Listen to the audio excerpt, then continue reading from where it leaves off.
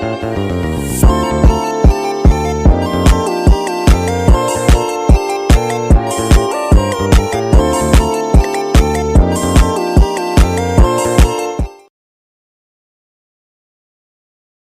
isu pembangunan kota, sektor informal, hingga pertumbuhan ekonomi.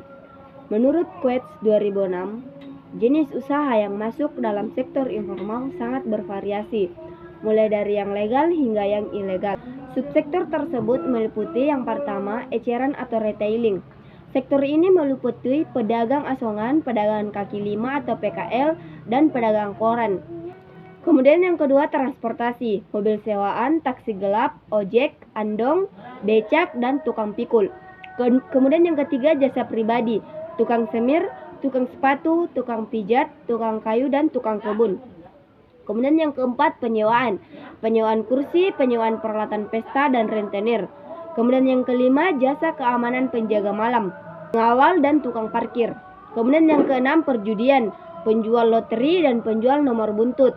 Kemudian yang ketujuh, barang bekas, pemulung sampah dan penjual barang bekas. Kemudian yang kedelapan, pekerja seks komersil atau PSK. Kemudian yang kesembilan, pengemis.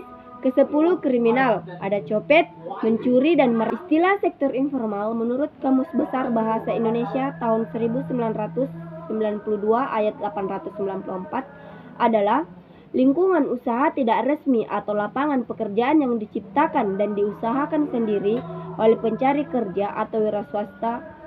Pedagang kaki lima merupakan subsektor dari sektor informal yang terbesar.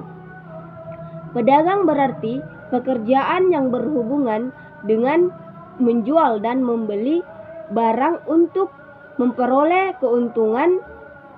Yang dimaksud dengan kaki lima adalah serambi muka atau emper di toko pinggir jalan, biasanya berukuran 5 kaki atau 1,5 meter, biasanya dipakai sebagai tempat berjualan.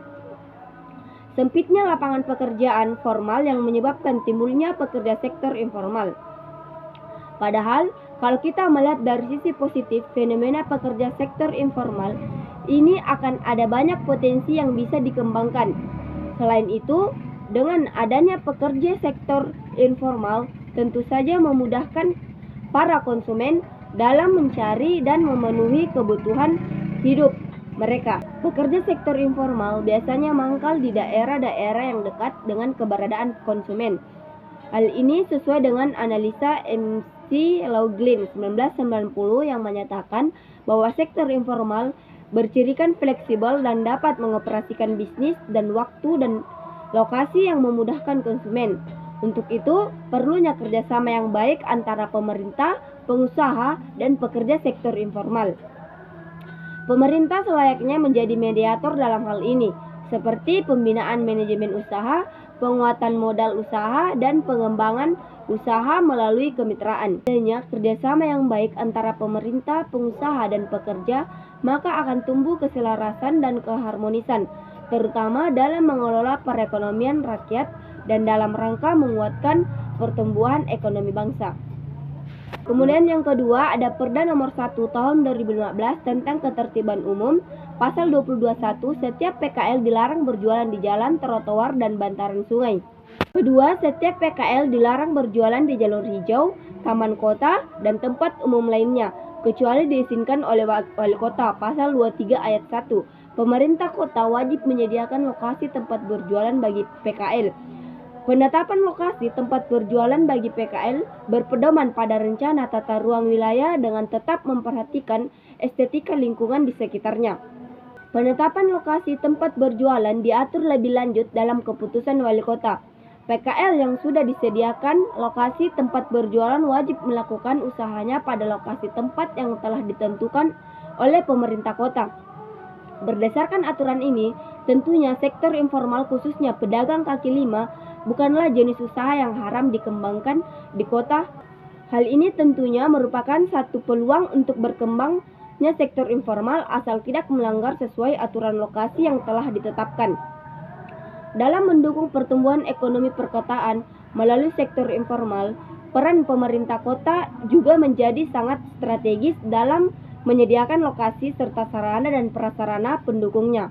Hanya saja dibutuhkan perorganisasian dan pendekatan humanis dalam pengendalian dan pengelolaan secara berkelanjutan. Dan yang ketiga, tantangan dan peluang sektor informal. Kekuatan sektor informal. Yang pertama, selama masa krisis, sektor informal tidak hanya dapat bertahan, bahkan berkembang pesat.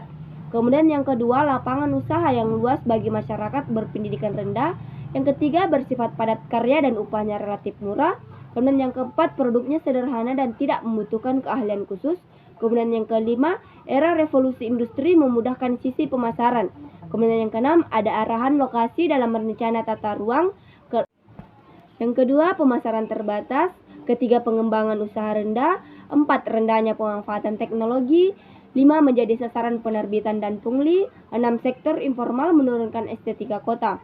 Tantangan sektor informal. Yang pertama, sistem pasar bebas menuntut pengembangan pemasaran. Kemudian perubahan selera konsumen. Kemudian perkembangan teknologi mendorong perubahan pola produksi. Komposisi serta jenis material atau input dan serta kualitas produk.